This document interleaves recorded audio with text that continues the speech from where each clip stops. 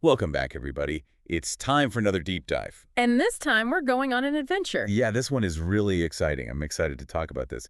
This time, we're diving into Xiran Jay Zhao's Zachary Ying and the Dragon Emperor series. A stack of audiobooks for this deep dive. Exciting. I know, I love it when you give me lots to listen to. I'm already hooked, this blend of modern teen life, ancient Chinese history. Always with a supernatural twist, of course. Of course. Gotta have that magic. But buckle up, everybody. This is going to be epic. I think what really grabs you right off the bat is how Zhao manages to throw, just a regular Chinese-American teenager, Zach, headfirst into this world. Emperors and demons. Right. I mean, it all starts with what seems like a totally random attack on his mom at a school track meet, and, she winds up in a coma, but we quickly learn... Nothing random about it at all. No, not at all. So, family secrets. Family secrets. It turns out Zach has this hidden heritage.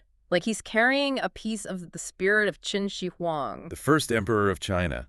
Inside him. Like what? Talk about a plot twist, right? And this is where things get really interesting. So, to save his mom, Zach has to make this deal with Qin Shi Huang's spirit, right? He has to allow the emperor to use his body, basically be a conduit for his magic and their mission to reinforce this magical barrier. I think they called it a portal plug. Yeah, portal plug, that's it, between the mortal realm and... the Chinese underworld.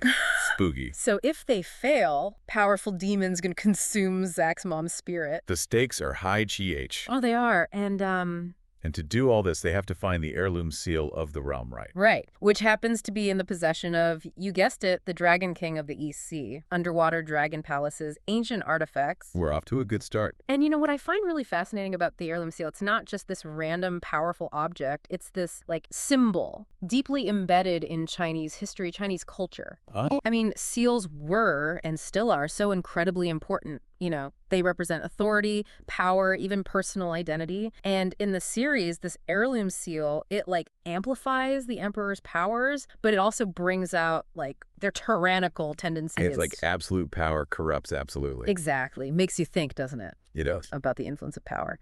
But Zach and Qin Shi Huang, they aren't alone on this mission. They get this kind of teenage dream team, right? So who else is on the team? So we've got Simon and Melissa, and they can channel the spirits of other legendary emperors like Tang Taizong and Wu Zichen, each with their own connection to these figures. Oh, and how can I forget? We've got those 8 immortals from Taoist mythology. Oh, yeah. Guarding their little hidden island. But they're not so keen on helping. And you know why? Qin Shi Huang's reputation. He wasn't exactly known for being a benevolent ruler. Let's just say he was a little authoritarian. A little bit.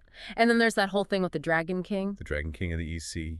The Dragon King of the East Sea, right? With his serious grudge against this powerful spirit child, Neza, who's a classic trickster guy. Classic. Defying authority, causing all sorts of trouble. Troublemaker. Oh, yeah. So the Dragon King, he represents order control. So their whole conflict, it's this epic clash of personalities. And to get that seal, they've got to navigate all these different personalities, all these agendas. And I love that, it's not clear-cut good guys, bad guys.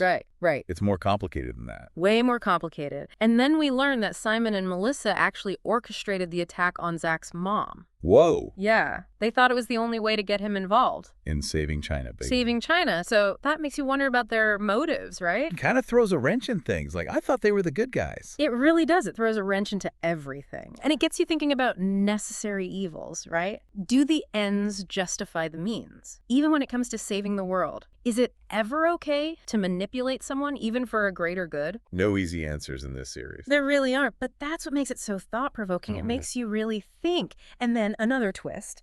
That demon who captured Zach's mom. Yeah. He's not just some random bad guy. Who is he then? Li Jing, Neza's dad, summoned by Tang Taizong. What? Lying below. It completely changes everything. Because now, the Dragon King's grudge against Neza, it's directly tied to Zach's mission. And it makes you wonder about the other emperors, too. What are they hiding? What are they really after? Yeah, what are their true goals? Exactly. Because in this world, history, not so straightforward, these legendary figures, they're more than just names in a textbook. They're complex people with flaws, ambitions, and as we go deeper into the series, it just gets more and more complicated. I can't wait. It's we think we know history, but then...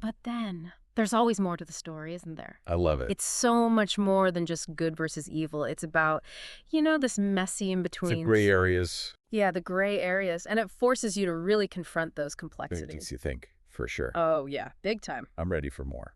Let's dive in. One of the things that I really love about this series is how it just dives headfirst into Chinese culture and folklore. Oh, yeah. It's not just like there for decoration. No, not at all. It's like woven into the story. Part of the world. Yeah. Like take the whole concept of Hun and Po, the two parts of the soul. Oh, yeah. That was fascinating. So, like, the Hun is what ascends after death. Right, the ethereal part, while the Po is more earthbound. Okay, I see. Yeah. And because Zach carries that piece of Qin Shi Huang's spirit, he can actually, like, absorb the Po that lingers on objects, the emperor cherish. Exactly. It's brilliant, right? Connects them on this deeper level. A spiritual level. Yes. And it also explains why they're searching for artifacts like the Shenyang vessel. That was that ancient bronze wine vessel. Yes. Incredibly important to the first emperor. It's like a spiritual tether. Yes. Linking him to the emperor's past, giving him access to his power. And it really ties into, like,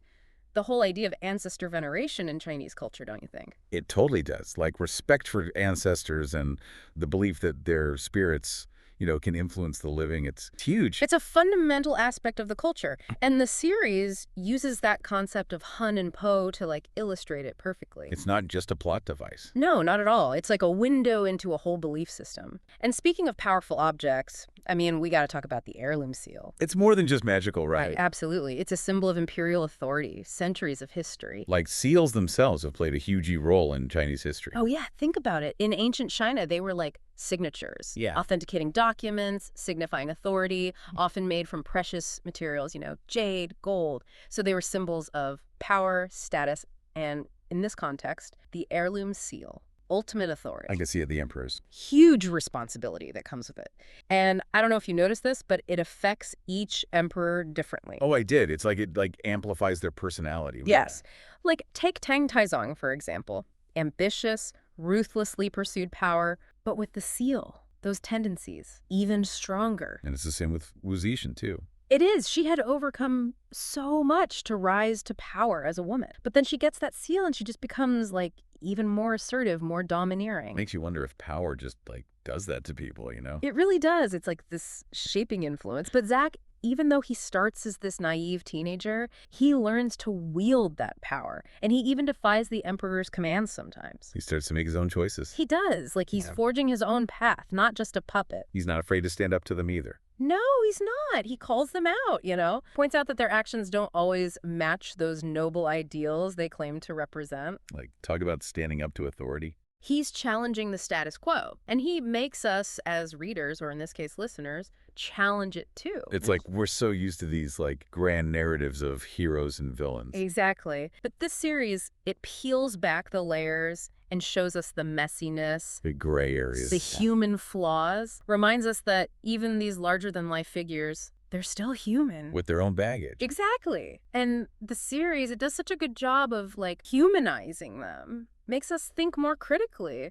About the narratives we're told, about these assumptions we make about people, about history. It's really powerful stuff. And, it also touches on some really important issues that we face today. What do you mean? Well, like discrimination, prejudice. Zach is a Chinese-American teenager. He's kind of caught between these two cultures. Doesn't fully belong to either. I can see that. It's something I think a lot of people can relate to, right? Oh, absolutely. That feeling of being an outsider, trying to find your place. And the world doesn't always see you for who you are. Yeah, it doesn't sugarcoat it. It shows how prejudice can really impact people. And it's not just Zach. Melissa, too, as a Chinese Canadian. She deals with stereotypes, microaggressions. That she constantly has to prove herself. Defy And expectations. navigate this world that tries to put her in a box. I think that's what makes those moments of social commentary so powerful. They do. They ground the story in reality. Even though it's filled with magic and emperors. Exactly. But these struggles are real. It's a testament to the author, to be able to weave those themes in so seamlessly. That is not preachy at all. Not at all. It just Chat. feels natural. Like these are conversations we need to have. And the characters, they grapple with them in such a real way. Adds so much depth to their personalities. And you know what else I love? The humor. Oh, the humor's great. So well placed. It balances out the heavier stuff, but it doesn't, undermine it, It makes it more accessible. Yeah. Keeps it from getting too serious. I loved when Zach compared Qin Shi Huang unifying China to leveling up in a video game. Oh, that was so good. Such a clever way to connect history with pop culture. Makes it relatable, especially for younger readers. Shows that Zhao, really gets their audience. Knows how to make history fun. Without dumbing it down. Exactly. So yeah, Zachary Ying and the Dragon Emperor, it's an adventure story, but it's also so much more than that. It's insightful. It makes you think. It stays with you. It does. It really does. So, after all of that, all that we've talked about, what really sticks with me is how this series, Zachary Ying and the Dragon Emperor, it's not just about this crazy adventure, It's about the big questions. Yeah. It makes you think about, what does it even mean to be a hero, It's definitely not simple. No. Zach is always facing these impossible choices. Everything he does, there are consequences. And a ripple outward. It's like he's wrestling with all this responsibility. Trying to figure out what's driving him. Is it actually this desire to do good, or is it just to save his mom? It's such a human struggle, right?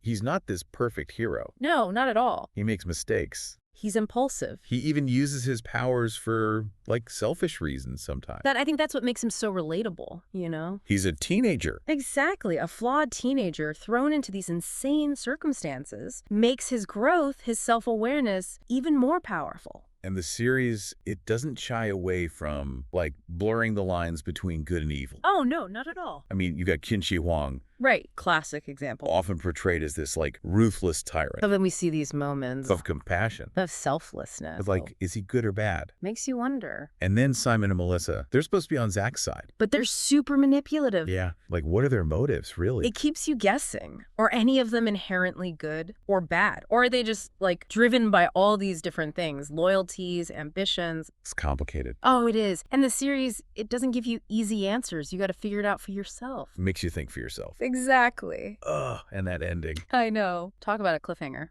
Zach's mom still missing. Replaced by, something we don't even know. And then Qin Shi Huang is out there, resurrected, no memories. It's going to be a huge threat. What's Zach gonna do? Will he be able to save his mom? Will he have to fight Qin Shi Huang again? They need answers. But I think that uncertainty, it just makes it all the more compelling, right? Your imagination just takes over. It really does. You can't help but wonder, what's next? Not just for Zach, but for China, too. I mean, that portal is still open. That's a good point. The spirit realm and the human world, can they even coexist? Or is it going to be this huge conflict? I mean, it's a question that comes up a lot in all sorts of mythologies. And Zhao offers such a unique perspective on it. It's so refreshing. So I think what we can say for sure is that Zachary Ying and the Dragon Emperor, it's not just this fun adventure. It's more than that. It makes you think critically about history, culture, the choices we make. Especially when things get tough. Absolutely. It really is a story that stays with you long after you finish it. I'm still thinking about it. Me too. Yeah. And I think that's a testament to,